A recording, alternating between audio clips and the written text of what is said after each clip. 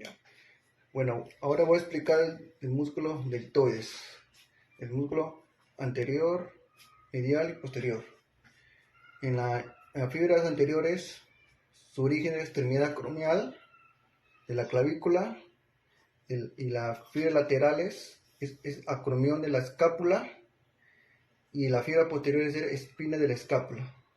Su inserción sería la tuberosidad deltoide del humano.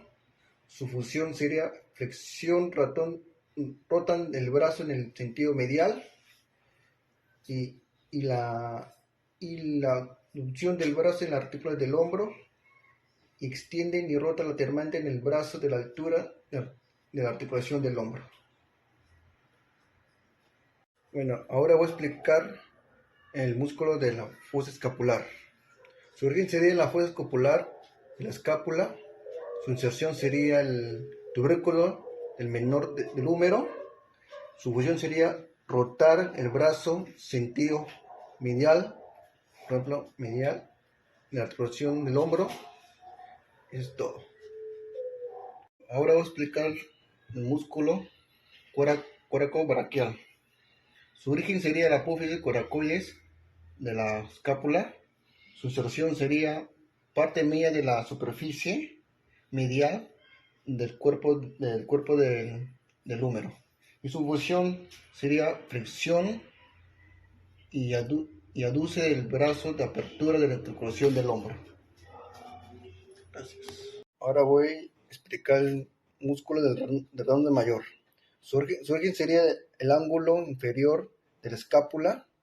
Su inserción sería labio medial del surco interbucular del húmero. Su función sería, se extiende el brazo en la altura de la articulación del hombro y se colocará en la abducción y la rotación medial en el brazo de la altura de la articulación del hombro. Bueno, ahora voy a explicar el músculo de la infraespinosa. La fosa infraespinosa de la escápula es el origen. La inserción sería el tubérculo mayor del húmero y su función sería rotar lateralmente el brazo de la altura del hombro. Ahora voy a explicar el músculo coracobraquial. Su origen sería la apófisis coracoides de la escápula. Su inserción sería parte media de la superficie medial del cuerpo del húmero. Y su función sería flexión y aduce el brazo de apertura de la articulación del hombro. Gracias. Bueno, ahora voy a explicar del bíceps braquial, de la cabeza larga del bíceps. Su función sería del tubérculo de la supraglenoidea y su inserción sería la tuberosidad del bíceps del radio. Y su función sería flexión del codo en el supinoso y la flexión del hombro. En esta oportunidad voy a explicar medio del antebrazo, posterior profundo. Aductor largo pulgar, superficie posterior de la parte media del radio y el cúbito. Y su inserción sería el primer metacarpiano.